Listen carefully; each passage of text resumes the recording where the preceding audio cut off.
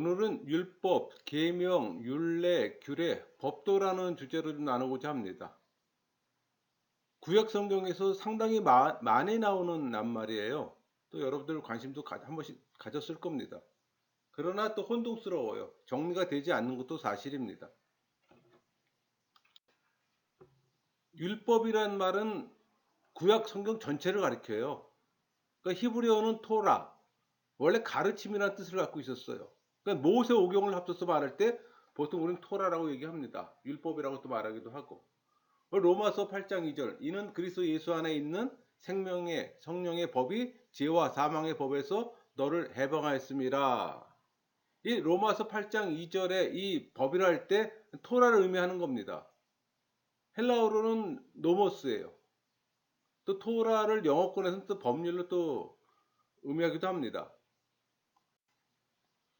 이 율법은 유대교에 있어서 하나님에 대해 알려주신 것과 또 하나님 뜻에 대해 알려주신 것 전체를 가리켜요.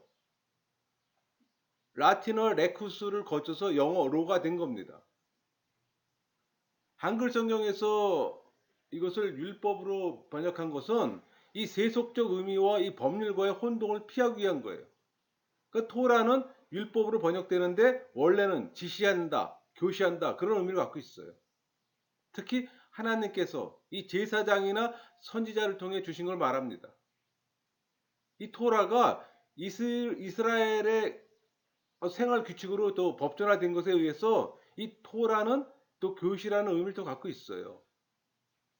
그러니까 하나님의 계시인 동시에 하나님의 요구가 있는 겁니다. 그러니까 내용에는 어떤 뭐 제의적 규정, 뭐 사회적 규범도 포함돼요. 그러나 뼈대를 이루고 있는 것은 윤리적인 겁니다. 그러니까 십계명은 물론이고 언약, 율법 모두를 또 포함해요. 여러분 율법의 중심은 하나님의 의예요. 그러니까 율법을 따라 순종하는 자에게는 이 생명이 주어지고 또 불순종하는 자는 죽음으로 벌해지는 것이 또 의의 원칙입니다. 우리 신명기 4장 1절, 이스라엘아 이제 내가 너희에게 가르치는 규례와 법들을 듣고 준행하라. 그리하면 너희가 살 것이요 너희 조상의 하나님 여호와께서 너희에게 주시는 땅에 들어가서 그것을 얻게 되리라. 그러니까 이스라엘의 이 율법이 주어진 것은 출애굽 후 특히 홍해의 갈라짐이라는 이 성령의 이적적 은혜의 능력이 보여지고 나서 그 후에 시내산에서 이 언약의 구체화로 십계명이 주어졌어요. 그러니까 먼저 은혜의 능력이 행해진 후에 계약의 결과로 하나님의 이 백성의 생활 규정으로 율법이 주어진 겁니다. 그래서 율법의 행위로 구원을 얻으려는 이 로마 카톨릭이나 이 알미니아주의는 이 수설을 역행하는 겁니다. 여러분 그 거룩한 삶을 명령하는 율법은 또 인간을 거룩하게 하는 또 약속을 내포합니다. 우리 예레미야 31장 31절 여호와의 말씀이니라 보라 날이 이르니니 내가 이스라엘 집과 유다 집에 새 언약을 맺으리라. 예레미야가 말한 이 새 언약, 이 새 언약을 친히 십자가의 보혈로 성취하신 분이 예수님이 있잖아요. 우리 마가복음 14장 24절 이르시되 이것은 많은 사람을 위하여 흘리는 나의 피 곧 언약의 피니라. 예수님이 이 땅에 오신 것은 율법을 폐하러 오신 것이 아니라 율법을 성취하기 위해 왔다고 선언하셨어요. 그게 우리 마태복음 5장 17절이잖아요. 내가 율법이나 선지자를 폐하러 온 줄로 생각하지 말라. 폐하러 온 것이 아니요 완전하게 하려 함이라. 또 율법을 하나님 말씀이라고 하셨습니다. 우리 마가복음 7장 13절 너희가 전한 전통으로 하나님의 말씀을 폐하며 또 이 같은 일을 많이 행하느라고 하시고 사실 예수님이 오셨을 때 바리새인들과 논쟁이 많았잖아요. 근데 그 논쟁의 핵심은 왜곡된 율법주의였어요. 그러니까는 바리새인들은 그 율법의 예식을 중요시했잖아요. 예수님은 율법의 정신을 회복하고 성취하려 했던 겁니다. 당연히 논쟁이 있을 수밖에 없죠. 그러니까 예수님의 십자가의 속죄를 믿는 자는 선행으로 구원을 얻으려는 이 율법주의 멍에서 해방됩니다. 여러분 예수님은 사랑으로 부르셨어요. 그 사랑을 경험하세요. 그리스도의 사랑은 또 율법의 완성이기에. 토라는 크게 네 가지로 구분합니다. 성전제사법, 의식법, 뭐 형사법, 도덕법. 이 성전제사법은 우리가 레이기에서 많이 공부했습니다. 동물 희생과 예물 드리는 행세가 하는 법이잖아요. 또 이것은 예수님의 십자가 사역으로 완전하게 또 완성되고 또 그렇게 대체되고, 이제 성도들은 십자가 희생을 믿음으로 또 하나님께 예물을 드리고 있습니다. 의식법, 옷, 음식, 목욕뿐만 아니라 할례, 안식일이 여기 포함시킬지는 뭐 해석상의 차이가 있어요.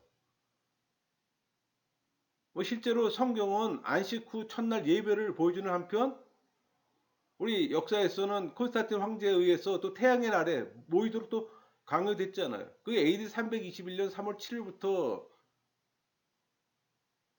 일요일, 주일날 예배를 하게 된 거죠. 그런 역사적 배경을 갖고 있어요. 근데 이 둘이 겹치는 겁니다. 그러니까 의식법은 성전 제사가 폐해졌으므로 또 그에 수반되는 법으로 폐해졌다고 보는 견해도 있어요. 또 다른 견해는 여전히 존중되어야 한다고 또 보는 견해도 있고. 근데 성경에서는 그 두 개의 차이를 인정합니다. 그게 로마서 14장 5절이에요. 어떤 사람은 이 날을 전날보다 낮게 여기고 또 어떤 사람은 모든 날을 같게 여기나니 각각 자기 마음으로 확정할지니라. 또 형사법, 뭐 살인하지 말라, 간음하지 말라, 또 도둑질하지 말라, 거짓 증거하지 말라. 이런 형사법들은 그리스도의 법, 그러니까 생명의 성령의 법 그대로 또 수용되었고 강화되었습니다. 도덕법, 탐내지 말라, 우상을 섬기지 말라, 부모를 공경하라. 이 모든 법은 이 성령의 법, 그러니까 그리스도 법 안에 또 수용되었고 또 포용되었고 또 강화되었어요. 여러분, 계명은 하나님의 명령을 가리킵니다. 명령한다, 뭐 지정한다, 위임한다 이런 의미를 가진 히브리어, 미츠와 뭐 엔톨레가 대표적인 용어예요. 그러니까 모세오경에 보여지는 이 63개의 명령과 10계명을 가리키고, 또 신약에서는 예수님에 의해 요약된 두 가지 계명, 하나님을 사랑하라, 이웃을 사랑하라, 그거잖아요. 그러니까 예수님의 계명은 사랑하라입니다. 그러니까 신약에서는 이 교훈에 대해서는 뭐 훈계, 권함 등의 또 용어로 쓰여졌어요. 우리 사도행전 20장 31절, 밤낮 쉬지 않고 눈물로 각 사람 훈계하던 것을 기억하라. 또 고린도서 4장 14절, 오직 너희를 내 사랑하는 자녀같이 권하려 하는 것임이라. 이 계명의 원어는 미츠와입니다. 또 헬라어로는 엔톨레예요. 그러니까 미츠와는 구약에 181회 인용되었습니다. 계명, 명령, 규례 그렇게 번역돼요. 이 동사는 또 485회 또 인용되고 명령하다로 또 주로 번역하고 있습니다. 또 헬라어에서는 엔톨레, 헬라어 명사로서 계명, 명령으로 번역되고 있어요. 한 70일에 또 쓰여졌고, 우리 마가복음 10장 5절, 예수께서 그들에게 이르시되 너의 마음의 완악함으로 말미암아 이 명령을 기록하였거니와. 이것은 동사 그 엔텔로, 명령한다, 뭐 당부한다, 가르친다, 거기서 온 말입니다. 그러니까 70인역이 히브리어 미츠와의 번역으로 쓴 말이에요. 여러분, 십계명은 기초가 되는 율법이에요. 그 십계명은 완전치 않았기 때문에 또 율례들로 보충하는 겁니다. 그러니까 출애굽 20장에 있는 십계명 다음에 출애굽 21장에서 23장까지는 이 십계명의 세부 사항들과 보충하는 많은 율례에 관한 기록이 나옵니다. 그러나 율례에는 심판이 없어요. 근데 여러분, 이 율례에 심판을 추가하면 그 율례는 규례가 되는 거예요. 여러분, 그런 구분이 필요합니다. 예를 들어서 십계명 중에 하나인 안식일을 지키라는 말 있잖아요. 출애굽 20장 8절에 안식일을 기억하여 거룩하게 지키라. 근데 여러분, 이 십계명을 보충하는 이 율례들은 안식일에 무엇을 행할 수 있는가에 관한 몇 가지 또 세부적인 사항을 제공합니다. 그러니까 어떤 율례는 거리 이동에 가서 얘기해요. 우리 사도행전 1장 12절에 이사는 예루살렘에 가까워 안식일에 가기 알맞는 길이라. 그러니까 하루에 갈 수 있는 규빗 일정 양이 있단 말이에요. 또 어떤 것은 불 피우는 것에 관해서 얘기합니다. 우리 출애굽기 35장 3절 안식일에는 너희의 모든 처소에서 불도 피우지 말지니라. 그러니까 이런 율례는 심판을 추가하지 않으면 규례가 되지 않아요. 그 율례일 뿐입니다. 그러니까 심판이 가미될 때 그게 이제 규례가 되는 겁니다. 그러니까 여러분 율례와 규례에 대한 구분은 심판으로 보시면 되는 거예요. 심판이 없으면 율례고 심판이 있으면 규례가 되는 겁니다. 그러니까 나중에 이 안식일을 지키지 않는 자는 죽이라고 했어요. 우리 출애굽기 31장 15절 여호와께 거룩한 것이라 안식일에 일하는 자는 누구든지 반드시 죽일지니라. 이것은 계명이나 율례가 아니에요. 심판이 들어가 있기 때문에 규례가 되는 겁니다.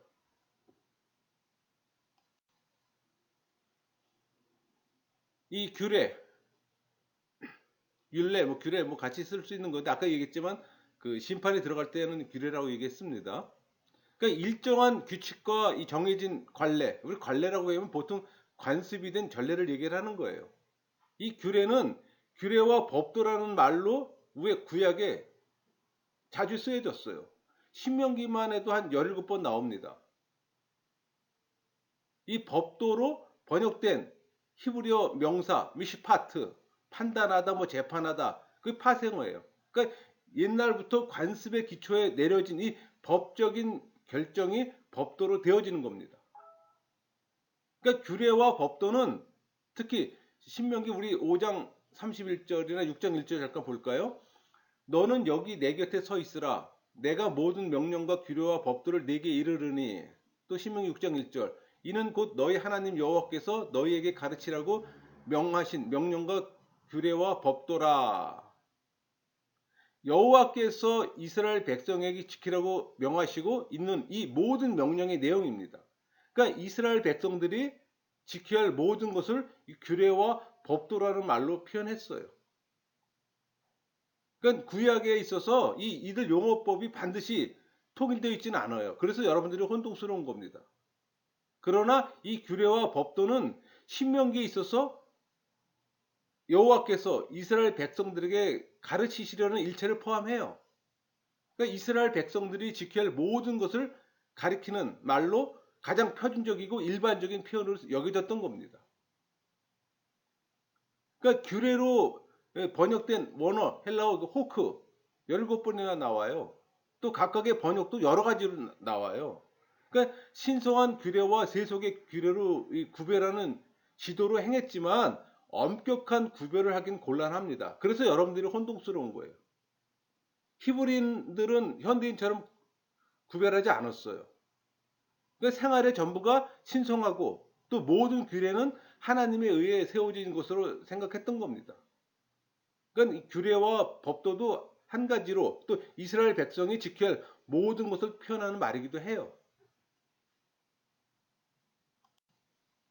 여러분 이 계명과 율례, 법도를 이해하기 위해서는 이스라엘 법체계와 성경의 법체계를 먼저 좀 알아야 해요. 그래야 여러분들이 혼동에서 벗어날 수가 있어요. 그러니까 이스라엘 법체계는 성경의 법체계로 구성되어 있습니다. 이 성경의 법체계는 도덕법, 종교법, 사회법으로 구분해요. 그러니까 계명은 도덕법이에요. 명령하다로 의미로 하라, 하지 말라. 이 금령으로 구성되어 있잖아요. 그러니까 하나님이 백성에게 요구하는 겁니다. 하나님의 무조건적 명령으로 반드시 지켜야 할 명령이에요. 이 계명을 통해서 하나님과 이웃을 어떻게 사랑하는지도 배울 수가 있습니다. 율례, 종교법이에요. 자르다의 의미로 규례를 또 뜻합니다. 그러니까 성막, 제사, 절기 등에 관련된 제사 법규예요. 그러니까 율례를 통해서 하나님을 어떻게 섬길 것인가를 또 배울 수가 있습니다. 규례 법도 사회법이에요. 다스리다, 재판하다 의미를 갖고 있습니다. 그러니까 인간 상호 간에 지켜야 할 관계법이에요. 이 법도를 통해서 하나님의 백성이 세상에서 어떻게 살아가야 할지를 또 배울 수가 있는 겁니다. 여러분 십계명은 기초가 되는 율법이고 율법의 세부 사항은 율례입니다. 또 심판에 들어있는 율례는 또 규례인 겁니다. 그러니까 모든 법은 죄를 깨닫게 하고 거룩함을 지킬 수 있도록 이 길잡이 역할을 해요. 하나님을 또 살아가는 법을 가르쳐 주고 또 이웃을 살아가는 법과 세상을 또 어떻게 살 것인가에 대한 또 대답도 줍니다.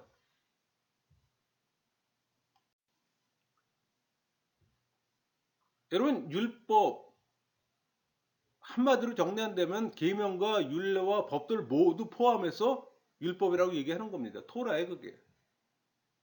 이 법을 더 넓게 말하면 성경 전체 하나님 말씀을 또 말하기도 합니다.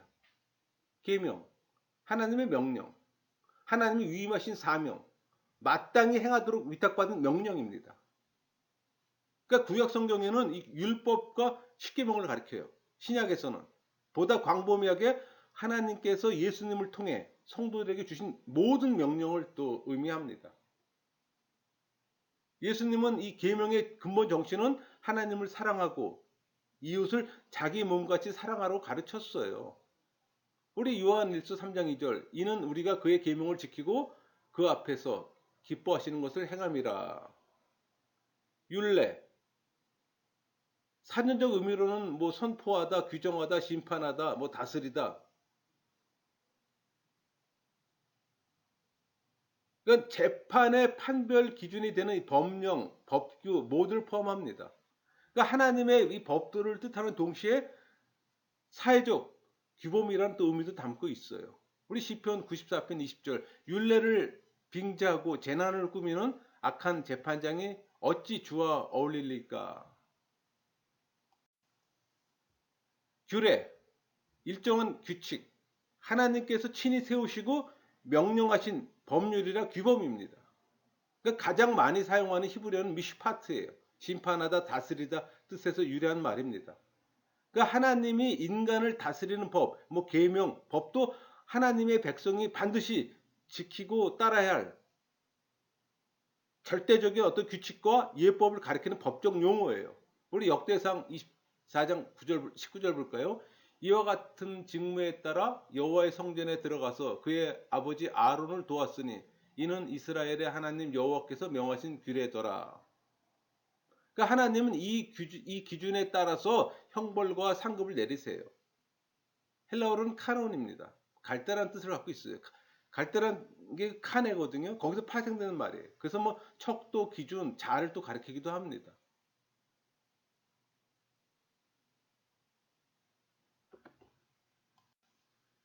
법도, 법률과 제도, 뭐 예법이나 제도를 얘기를 하는 겁니다. 그러니까 성경에서는 하나님께서 친히 가르치시고 교훈하신 도덕 원칙을 또 말하기도 합니다.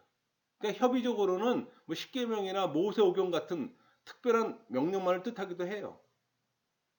히브리어 미시파트 판결하다 뜻을 갖고 있잖아요. 규례와 법도로 또 번역되는 경우도 많습니다. 법규 우리 개역 개정에서 추가된 단어예요. 그러나 원어 히브리어는 미슈파트입니다. 우리 아까 봤던 법도하고 동일해요. 뭐 재판하다 다스리다 뜻의 그 샤파트에서 그 유래한 말로 뭐 재판, 법령, 뭐 법도, 뭐 공의 그렇다기도 합니다. 즉 의로우신 하나님이 이 세상을 다스리는 규범으로서의 법과 그 법이 정한 규례를 말하는 거예요. 우리 출애굽기 21장 1절 내가 백성 앞에 세울 법규는 이러하니라. 한글 개혁판에서는 율례로 또 묘사하고 있습니다. 그러니까 구약 성경에서 율례와 규례 또는 이 법도는 모두 다 구약 성경에 기록된 하나님의 율법과 또 교훈을 의미하기도 합니다. 그러니까 율례와 규례, 뭐 율례와 법도, 규례와 법도 표현이 자주 등장해요. 근데 이런 표현은 하나님의 말씀을 강조하는 표현이라고 할 수 있어요. 우리 몇 가지 한번 예를 들어볼까요? 율례와 규례. 시편 147편 19절. 그가 그의 말씀을 야곱에게 보이시며 그의 율례와 규례를 이스라엘에게 보이는 지도다. 그러니까 여기에서 율례와 규례는 히브리어 후카, 미시파트를 번역한 말인데 직역하면은 법령과 판단이에요. 그러니까 여기서 율례와 규례를 굳이 구분하면은 율례는 뭐 개정된 법률, 그러니까 입법화되거나 성문화된 법을 의미합니다. 그럼 규례는 판례나 뭐 구속력 있는 법을 근거로 해서 내린 판결들을 의미하기도 해요.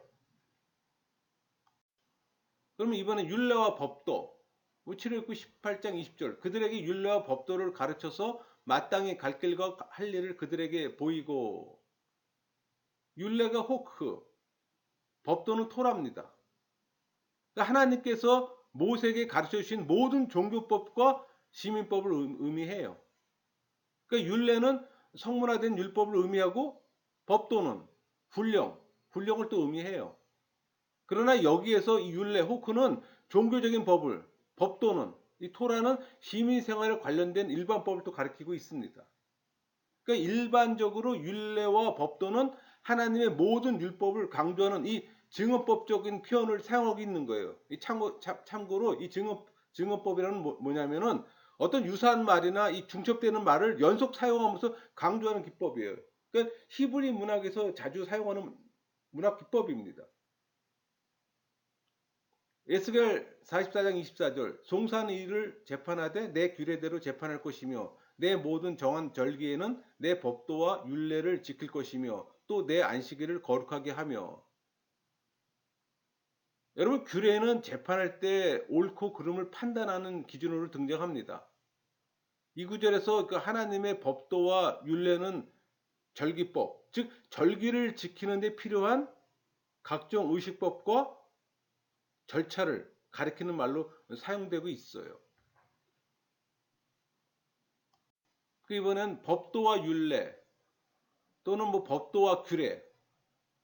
우리 에스겔 43장 11절 만일 그들이 자기들이 행한 모든 일을 부끄러워하거든 너는 이 성전의 제도와 구조와 그 출입하는 곳과 그 모든 형상을 보이며 그 모든 규례와 그 모든 법도와 그 모든 율례를 알게 하고 그 목전에 그것을 써서 그들로 그 모든 법도와 그 모든 규례를 지켜 행하게 하라.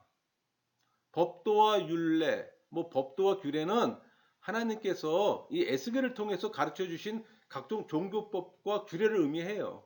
그러니까 이 종교법과 규례들은 장차 완성될 새로운 성전 시대에 적용될 또 새로운 법이라고 할 수 있습니다. 또 이 계명과 법도와 율례 같이 쓰는 거죠. 우리 역대하 34장 31절 왕이 자기 처소에 서서 여호와 앞에서 언약을 세우되 마음을 다하고 목숨을 다하여 여호와를 순종하고 그의 계명과 법도와 율례를 지켜 이 책에 기록된 언약의 말씀을 이루리라 하고. 계명과 법도와 율례라는 말이 함께 사용되어 이 성경에 기록된 모든 법과 교훈을 가리키는 말로 사용되고 있습니다. 그러니까 여기에서 이 계명은 분명하고 이 절대적인 명령을 의미하는 말로 사용되고 있어요. 그리고 이 법도는 각종 훈련과 교훈, 율례는 제정된 법률을 의미합니다. 지금 정리가 됐나요? 네, 여러분, 재밌는 게 시편 119편에 이 10개의 동요가 다 나옵니다. 그러니까 시편 119편을 보면은 시인은 하나님의 말씀의 유익함을 강조하기 위해서 이 10개에 가까운 동요를 다 사용했어요. 하나씩 볼까요? 율법, 토라죠. 뭐 지시 또는 훈령. 이 말은 교훈의 핵심을 또 의미해요. 때로는 모세오경 전체를 의미하고. 또 우리 그 요한복음에서 그 나오는 계명이란 말은 구약 전체를 또 의미하기도 합니다. 두 번째 말씀, 다바르, 말씀 사건을 얘기합니다. 이 구절에 나오는 주의 말씀만 지킬 따름이라 할 때 말씀이 그 다바르예요. 똑같은 말씀이지만은 또 세 번째 거하고 또 달라요. 세 번째 말씀 이므라. 41절에 여호와의 주의 말씀대로 똑같은 말씀이지만은 하나는 다바르, 하나는 이므라잖아요. 여기서는 말하는 행동을 또 의미합니다.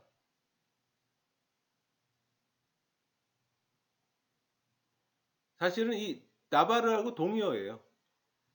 네 번째 계명 믿지와 하죠. 분명하고 절대적인 명령. 뭐 종종 율례와 규례라는 말도 함께 사용되기도 해요. 6절에 내가 주의 모든 계명에 주의할 때 이렇게 표현되어 있잖아요. 다섯 번째 율례 호크 제정된 법률이에요. 이 시편 119편에서 이 말은 항상 복수로 또 사용되기도 했어요. 여섯 번째 규례 미시파트 91절에 천지가 주의 규례대로 그렇게 언급되어 있고 그 뜻은 구속력 있는 법을 근거로 해서 내린 판결입니다. 또 악인에 대한 하나님의 심판이기도 해요. 일곱 번째, 법도 피크 교훈이라는 뜻을 갖고 있죠. 15절에 내가 주의 법도들을 이렇게도 증거하고 있습니다. 또 여덟 번째 증거 에두스 31절에 내가 주의 증거들에 매달려 싸우니 이 그 증거는 증거판 경고판 증언을 얘기하기도 합니다. 아홉 번째 또 데렉 33절에 여호와의 주의 율례들의 도를 이렇게 표현되어 있잖아요. 그러니까 하나님의 율법에 규정된 삶의 형태예요.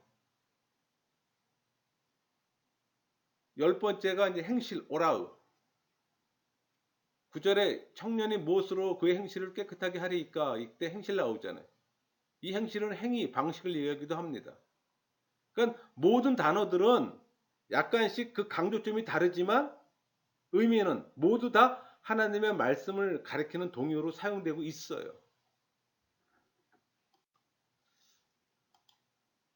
오늘 주제를 한마디로 정리한다면 십계명은 기초가 되는 율법입니다.